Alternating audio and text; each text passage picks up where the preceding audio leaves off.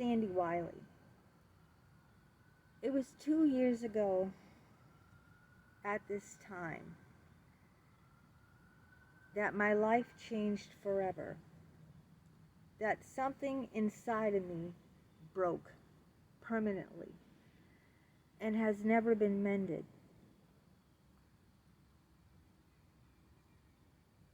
It was a phone call I received this time in August 2 years ago from the residential place my son was living, telling me my son was brutally attacked, beaten. I almost killed myself that night. I tried to call my psychologist, Dr. Richard Geis, and he ignored my calls all weekend. Didn't respond at all. So I drank almost a bottle of vodka, and I nearly died of alcohol poisoning.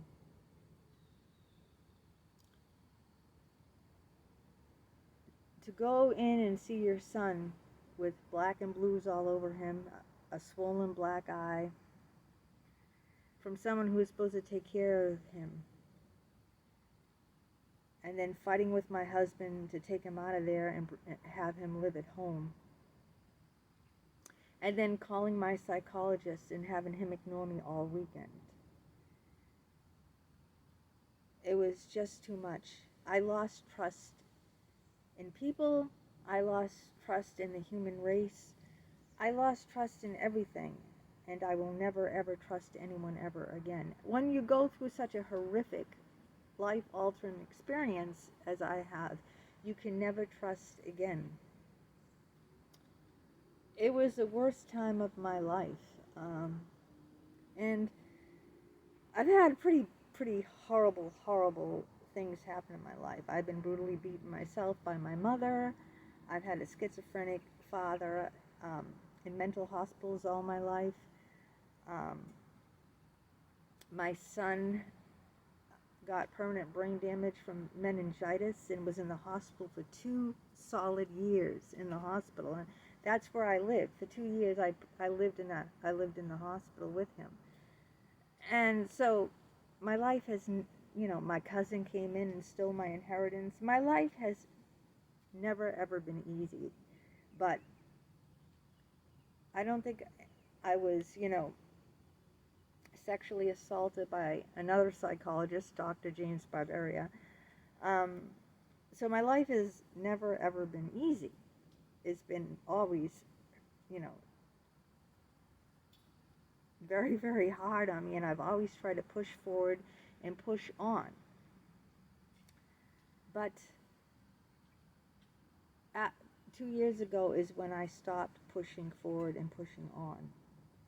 2 years ago was when my world collapsed. I almost killed myself with alcohol, with a bottle of vodka.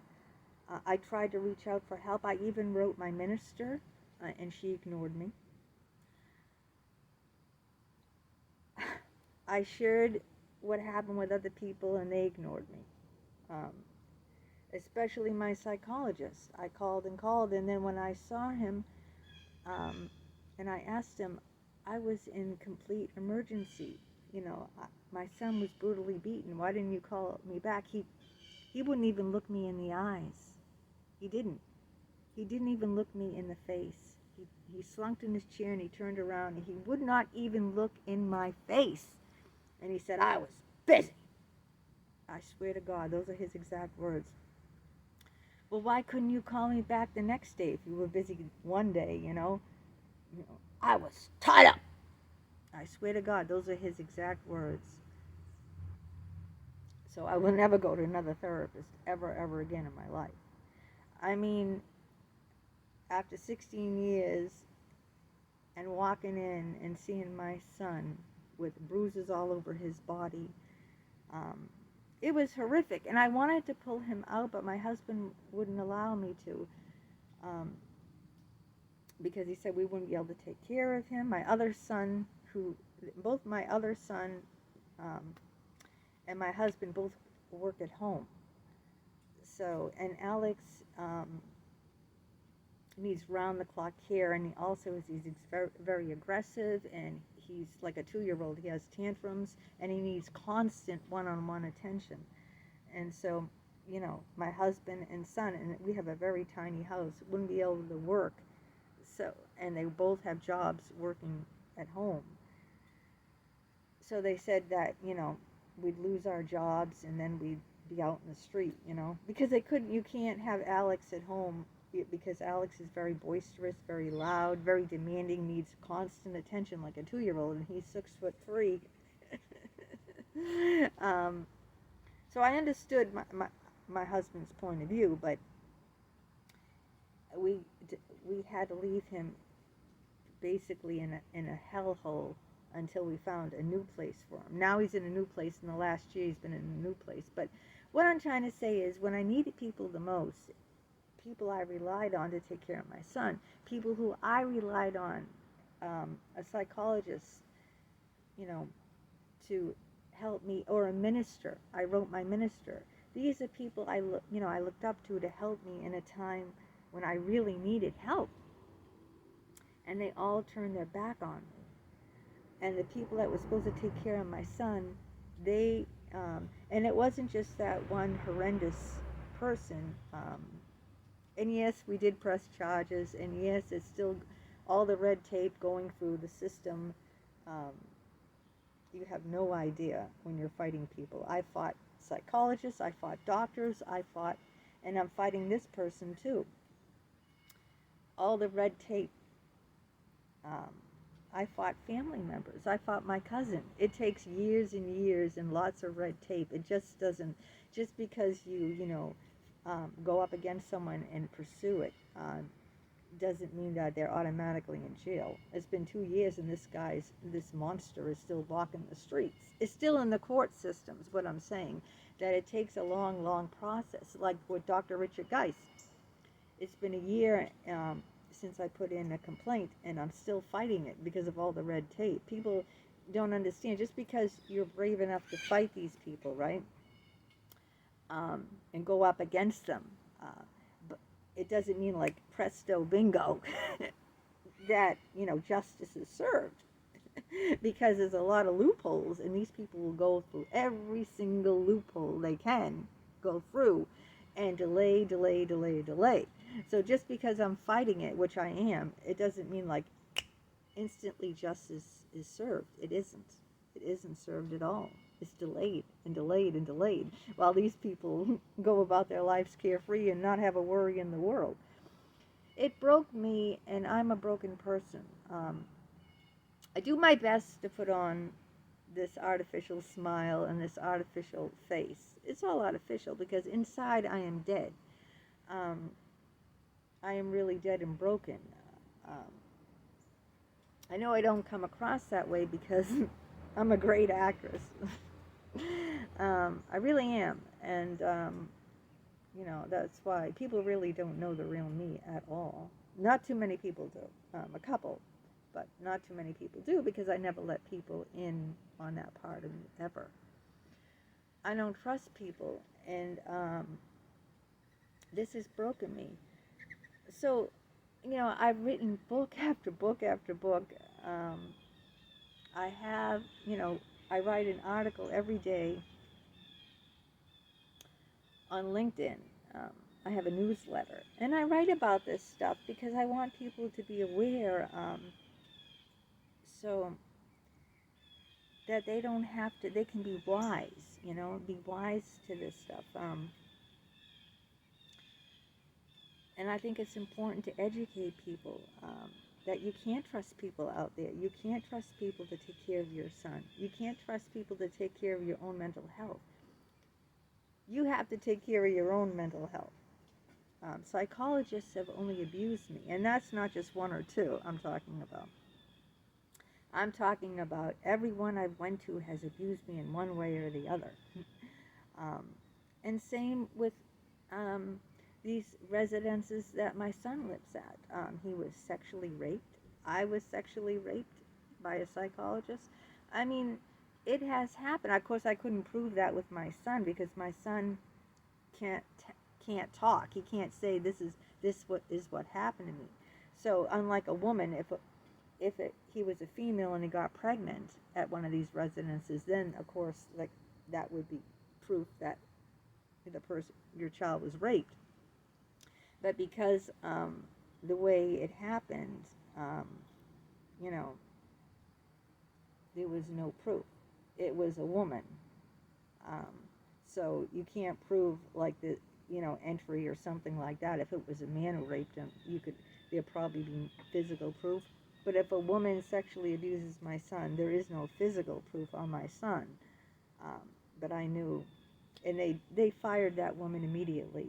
But there was no proof. And my son couldn't say she did this, and I didn't see anything. My son couldn't tell me, so he couldn't say what happened to him. So it's just like a horrendous nightmare in my life. Horrendous. No one will understand the worries and the strife that I have. Nobody at all. But I want to come out here, not to complain, but to say that, you just can't trust people like that. You just can't put your trust in them, because the people that are supposed to protect you are the very ones that end up destroying you, destroying your life. And I put my trust in psychologists, and I was sexually exploited. I put my trust in these places where my son has to live, because what's going to happen when me and my husband die, right? My son doesn't want to take care of his brother, my other son. He doesn't even want to have children. My other son is studying to be a doctor, and once he becomes a doctor, he's not even going to live in this state. I don't know where he's going to live, but he's not going to live here. And he's certainly not going to take care of his handicapped brother. He doesn't even want to have children himself. And you can't expect that of your other child. You can't expect your other child to take care of, it's not his responsibility. It's not his child, So when me and Andrew die, and we're pretty old. My mother and father only lived to like 70. And I'm almost 60. So, and Alex is not even 30. So we're going to die, and my other son isn't going to take care of him. He has to be somewhere. Let's talk reality. The reality is the reality. He has to go somewhere. And I'm getting old now. My knees, I can't walk. I have very bad arthritis in my knees. My feet, I have very big, humongous bunions. I can't walk. I'm old. I'm an old person. I'm no longer young, and it's very hard for me physically. I'm physically challenged because of these things. I have arthritis all over me, in my arms and my hands. I'm highly allergic to anti-inflammatory drugs, so I can't take medication for it, because that's the kind of drugs that you need for, inflammation, and I'm allergic to that. But anyway, what I'm trying to say is, I don't want my son in these institutions, but I really don't have a choice, do I? Because I can't do it myself, and there's no one to help me, do it. And I put my trust in the wrong people, and it has ruined my life, literally. So I will never, ever trust anyone ever again. Ever. That is never, ever going to happen. And I just wish that I would have left therapy a long time ago, so I wouldn't have been broken like I am now. My son isn't over it either. He still mentions the guy that beat him to a pulp. He still says his name 2 years later. He still mentions his name all the time, because my son has been traumatized over it. It's still in the court systems with both the guy that beat my son and with Dr. Richard Geis. It's still in the court systems. this, you know. So nothing, justice has not been served. Now with Dr. Barberia, justice has been served because he died. He, but he died a hero. That's why that angers me, because he died before um, justice was actually, well, he died at 62, but before his license was suspended, he died, you know? So it's like, you know, no one knew. All his patients and friends and colleagues knew is that the poor man died young. That's it. They don't know anything else. See? Because he died right before his license was going to be suspended. So he died a hero. He died a hero in their eyes, because, you know, they're ignorant of the truth. But I'm not ignorant of the truth. I can't say that guy's name who beat up my son or the place he stayed at, because